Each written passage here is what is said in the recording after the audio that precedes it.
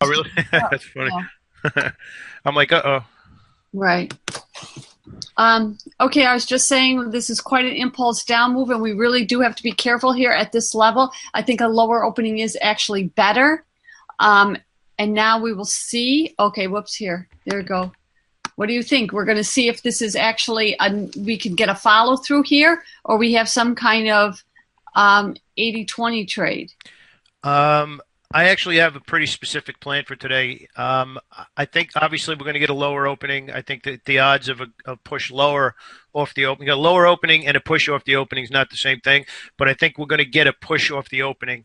The way I'm looking at things right now is I'm really going to be focused on two things. Number one is what happens after 10 o'clock between the relationship between the VIX and the SPY. If the VIX is above the open and clearly trending higher, and we'll probably have to watch that on the 5 minute chart to get a little bit clearer, clear picture of the first half hour's trend. But if like 10 o'clock, 10:15, the VIX is clearly trending higher and the SPY is at or near the lows or pausing near the lows, I think we'll get selling from 10 o'clock to 11:30. But then the interesting thing is going to be the same relationship plus volume after 2 o'clock, let's say between 2 o'clock and 2:30. If the SPY already has 100 million shares by 2 o'clock and that relationship between the VIX and the SPY is still in place, I think we're going to get crushed into the open. But that's a whole, Close, obviously, it's into a the whole bunch close, of into the ifs. close, into the Yeah, close. yeah, I always say that wrong. I just want to make Yeah. sure that you don't get confused. So it's not hedging myself. It's building out a scenario of what I expect to see if I plan to be aggressive. Okay, And so how about if we reverse? What do you have? What are you going to be kind of look at the opposite? well, See if I think that I'm not so sure that we've sold off enough to say that there's going to be value in a lot of stocks.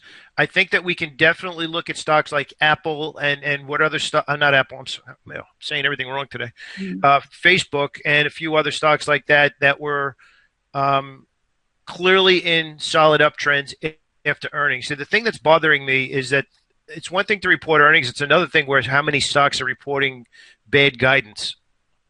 right. So I'm not so sure I'd be buying this afternoon. Even if we bottom out, I think that the better trade right now and again, just as a day trade, I'm not talking about building a swing trading position or anything like that. I think the better trade is to the short side, and I think I would have a hard time buying a reversal bounce in the stocks that have gotten hammered. I think they need to be flushed out a little bit more than they are right now because technically yesterday is really a first day of a breakout of a 3 day trading range. Right. So if you look at the chart of the SPY in the top right hand corner, it's only the first day. That's a 3 day trading range there, almost not quite two inside days in a row. But from what I look at, that could easily impulse down the next day and a half to the 50 period moving average. Okay. And again, this is what we talk about all the time, Marion. I'm not saying I'm right. I am telling everybody how I built a scenario out so that I go into the day and say, this is what I'm looking for. If it unfolds, light a candle. We're happy. If it doesn't unfold, that's fine too. See, that's the thing too. I guess we kind of see that in the emails and stuff that we go back and forth with which we encourage, obviously, by the way, is frustration over not getting the exact results that you planned for. To get to the next side of trading, which let's just call it where you feel like you're in control. You're in control because you have a forecast of what price action needs to look like for you to put on a trade that makes sense to you. It's when we start to place trades outside of that picture that trading becomes frustrating. Okay, so on that, so now you're a seller today. So are you a buyer at all? If it doesn't, so you don't, do you have any, do you know what I mean? So, That's a good question. Let's take it a little bit more into the day. Let's go a little bit deeper into the day. Let's just say, for argument's sake, we get the push lower and the market starts to bottom out. Remember 2 days ago, I believe it was Facebook, where we had the bottoming tails, where it pushed down once, went sideways for like maybe two 10-minute candles, and then we had two really aggressive bottoming tails, where one of them had a big tail, but then the second one had actually, let me pull it up. I have charts. I'm basically going to point out that this guy right here, these two candles. I don't know if you can see those. Let me pull those over. These two here. So now here's the opening price in Facebook, and I think this is what we have to make a decision on, or each trader has to make a decision on today. With the selling in the market, the way we're pushing down, let's say you get this and it appears that the VIX is going down, and let's say the VIX gets below the opening price. Let's say this, or let's say the VIX is trending down, not below the opening price yet, and the SPY is also trending up, but not above the opening price. But clearly, the short sale isn't following through. If I was to be a buyer today, I am not buying down here today because of the selling. I'd be waiting for a little bit more confirmation. Now, I might miss this here, but I'm okay with that because of my selling context for the day. So would I be a buyer? Yes. Would I be a buyer of weak stocks? No, clearly not. I don't even care if a weak stock bounces $12. I wouldn't care. I would only want to be a buyer of a strong stock like Facebook or and again, let's filter it out now. Everybody should, and we'll discuss what stocks might be strong right now before the market opens. But let's say you don't. Let's say you don't have a list that you're convinced of. These stocks are the bullish ones. Something as simple as if that criteria unfolds, where now we're like, okay, we can consider buying. At the very least, you should be going to the daily chart and saying which stocks are above the 20-period moving average that have room to go, or have pulled back enough that have room to go. So I think it's extremely important to have a really focused framework for what you want to force price action to do today, because and I guess really the SPY chart yesterday is a good example of that, Marion. Again, I'm going to go to intraday charts. I know we want to set up the longer term, but if you take a look at the SPY from yesterday, we were really only above the open for about 20 minutes. For pretty much the most of and it's really just this one momentum move, because after that we kind of petered out and got right back in. But essentially from 11:30 to 4 o'clock, we were in a selling mode, for lack of a better way of putting it.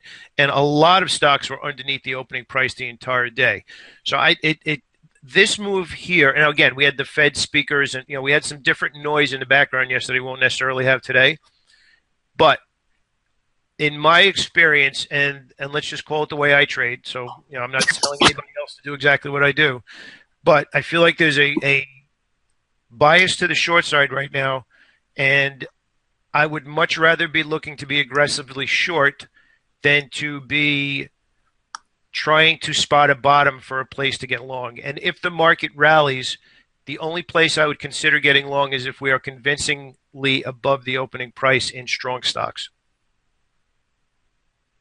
And that's a really long answer to a short question. Uh-huh. But I think on a day like today, it's really important as opposed to stock picking, because this day can have a huge swing. And I think everybody has to be prepared for, what are the signals to see the swing. Yep. And again, that's a really awesome way to word it, Marion. Everybody needs to know what are those signals. And I just outlined some pretty clear signals. I'm helping everybody form a picture. Okay, if I want to get long, the recent price action is probably not again, this is Pete's perspective.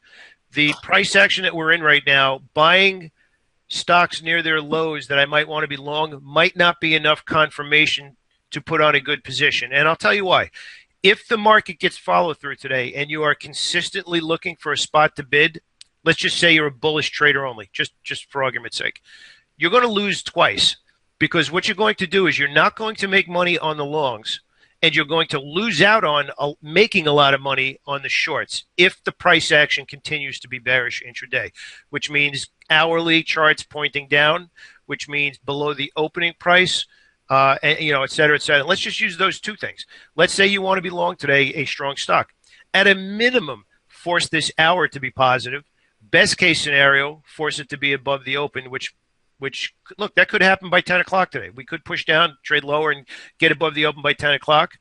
But there's a stronger bias under the market right now that is a selling bias. Now, have we pulled back? Yeah, we pulled back from almost 212 to 204 over a decent amount of time.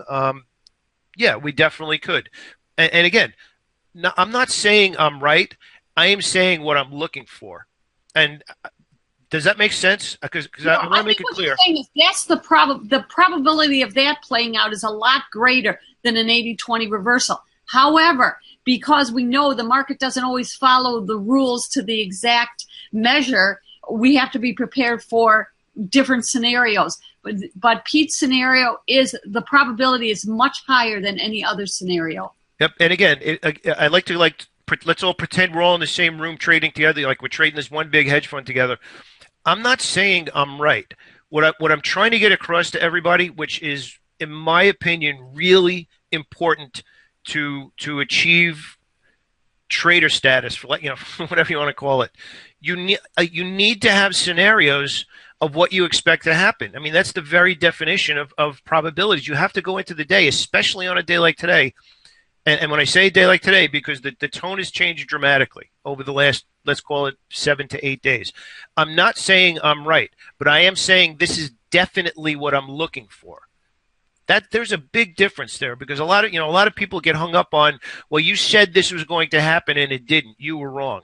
That's not what I'm saying at all. What I'm saying is, and what I encourage everybody to do, is to have a model of price action of what it needs to look like for them to accept risk, and then for them to accept the trade, like what's the trade scenario, and then take it a step further. What is the better trade scenario? So like Marion, you had mentioned about being a buyer. I know that most people prefer to only buy. So most people would want to hear the bullish case. And I'm not saying there's not a bullish case. You could definitely make a case for the fact that the market sold off and we're due for a bounce. But again, just from reading the tape, I see it a little differently, because I see this is the first gap down outside of this 3-day trading range. So I'm immediately shifting from 3-day trading range into a breakdown, with this being the next level. Again, I'm not saying I'm right. I'm telling you how I am looking at price action to come up with a picture of what I wanted to force it to look like. And I hope everybody understands the difference, because I am not hedging myself. I am explaining what I want price action to look like to accept risk with confidence. And does that make sense? Yeah. Okay. So that being said, there are inside days, like Joan is saying, like Apple and Facebook, both inside days today. I think that you could have a perspective of either side of those stocks, obviously with the inside candles. I think that also a good concept, like Joan is saying, is 5-minute failed buys or lower highs trigger. Yeah, I think that I'll put it this way: I don't think we're going to lack for opportunity today. Whether it's long or short, I absolutely don't. But what I will say is this: if you get to the point today where the market bottoms a little bit and you're not going to trade the SPY long, again, just for argument's sake, I would highly recommend you trade stocks that already were bullish coming into the day, meaning a minimum above the 20. If the 20 is above the 50, terrific. If you filter it down even more and you have your favorite stocks that aren't above the 20, force the current hour to be above the open, above, positive. And if you want to force it even more, force it to be above the opening price. And we're talking about today, but you should do that every day anyway. But I think that, look, I'm not a bear. I'm just paying attention to what's going on. But I have a pretty solid structure for price action. So how do you see the open today? I'm pretty much looking the same way you are, but I am open to the possibility of an 80-20 trade, because you know what? How often do we come in and say, "Boy, I didn't see that coming"? I never have a day when I say that, that I don't have a plan if what I didn't see coming comes. Yep. Well, I've been around too long to know that everything doesn't work out, that when we have a breakout, it doesn't always break up or down when it's supposed to. No, so I agree. I have both scenarios mapped out for if it happens. I'm open to either possibility. Exactly. I think we have a nice trend day today. Yeah, I'd be mildly surprised if we have one of those back and forth type days today. And again, I am not saying I'm not looking long if the scenario unfolds, but what I am saying is I'm forcing it to be a certain scenario before I get long. Oh, I totally agree. But I'm actually kind of forcing it to be a certain scenario before I get short either today. Yeah, Well, that's why I had laid out, okay, within the Yeah. first half hour, and there's the open, and then the push off the open, and then specific scenarios of what I want to see in the relationship between the SPY and the VIX, and then we could add the trend and the ticks onto that as well. Right. And I then think internals are going to make a difference today, and so I think that's really, really a wise, you know, heads up. and then let's consider the afternoon as well. What would you be looking at this afternoon to feel conviction level warranting? Let's just say, for argument's sake, short selling after 2 o'clock and holding for what could be vicious selling into the close heading into the weekend. What would you need to see? So I actually outlined that. We spend a massive amount of time. Like, there were 2 days this week where the SPY barely did 65 million shares. I think it was 64 and whatever the other day. So not a lot of conviction. But we already outlined it. If the SPY has over 100 million shares, let's say between 2 o'clock and 2:30, we already have a pretty decent amount. And if the VIX is going higher, and if the SPY is above, and the SPY is below the open, and if the trend is rising, and if we're getting consistent pushes down in the ticks, you have every reason in the world to want to be short into the close. Now, again, let's also put what short into the close means. 6.5, 7 hours before that happens. There's been a lot of trading, if you look at the charts, where you've had a great trade heading into 3:30, 3:40, and all of a sudden you get this 20-minute computerized buying in the opposite direction, and that for that last 20 minutes, and you wipe out the last 2 hours profits. So be aware of that as well. Be aware that if you have a good head start on a trade and you start to head into the end of the day, pay attention to those 5-minute charts and see if you're continuing to get volume to the downside. See if you get capitulatory volume, which we've called exhaustion, we've called it cleanup prints, all of that kind of stuff. So if you get a big spike down into 3:30 and it's done on a huge volume spike on that 5-minute chart, that will probably be a cleanup print for the last couple of days worth of selling. So more stuff to pay attention to, and you could tighten up a trailing stop if you see that. You could actually scale out of some of your shares and trail a stop on the balance, but pay attention to that too. You don't want to have a good trade into 3:30 and it all gets wiped out by one computerized move in the other direction.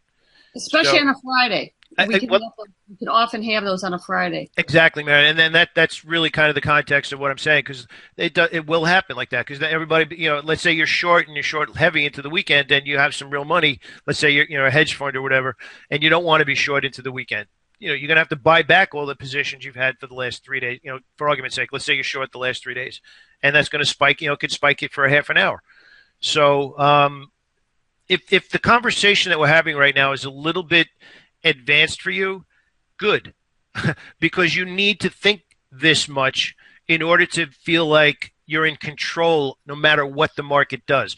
Marion and I and experienced traders don't necessarily know more than anybody else, but we can process the information that matters to us to make confident decisions, whether those trades make money or lose money. And that's the single biggest thing that we really hope that we can get across to everybody over the days, weeks, and months that we work together, is so you're in control of what you're looking at based on how you want to trade. And then it's a question of price action following through, and you accepting the fact that if you do what you're supposed to do over a bunch of trades, you should make money if you manage your risk and you actually have an edge. That's when trading is a massively different experience, because it doesn't matter what happens now. It's just a matter of follow through in the context of your trading strategy. And today we got into a lot of detail about what we expect to see, because it's an exciting morning where we could have a whole bunch of things unfold. And I know I joked around about it earlier in the week where I'm like, okay, I have my plan, and then the market opens and I'm like, oh, that's what I'm supposed to do. Now just do it. Of course, I sucked all the emotion out of that. There's plenty of emotion. It doesn't matter if you have 100 shares or 5,000 shares. There's still emotion to it. But even joking around about that, you still do need to have what Marion and I discussed this morning of, this is what I expect to happen. Right or wrong, this is the lens I am looking at price action through today. And when you do that, and I can't express this strongly enough, you are in control of your trading. That is the point that all of us want to get to. We can't nobody could forecast correct. Jim Cramer, nobody knows what's going to happen tomorrow. Okay. But we should know exactly what we're looking for. And that starts in your trading plan. You need to know what your picture of price action looks like. And then we just took it a little bit deeper today into what we expect to have happen on the open and outlined a whole bunch of different scenarios. So if game planning like that's a little different, other than just being long or short, that's fine. But take bits and pieces of what we discuss and do one of them at a time. Everybody doesn't have to take everything we say every morning, but pick one thing and say, you know what, from Monday to Friday this week, I'm going to pay attention to the opening price and then the first push off the opening price and see how that trades in relationship to the last 2 days price action. Something as simple as that. And then you start to develop an intraday model for price action in the context of your higher time frames. And that's really what we want to get across to everybody, is having that framework. Because, it is a little difficult, Marion, because we don't know what everybody else's resources and whatnot are. So we need to help everybody with strategic frameworks so that they could mold those of what works, of how to look at the market, so that they could pick and choose what works for them. Exactly. So let's I don't have a monster list of longs today. I do have some longs, but they've either pulled back or I guess the better ones are kind of going sideways. Disney's not really rolling over. I still like this guy long. Yeah, I still like Disney. Costco is still up there.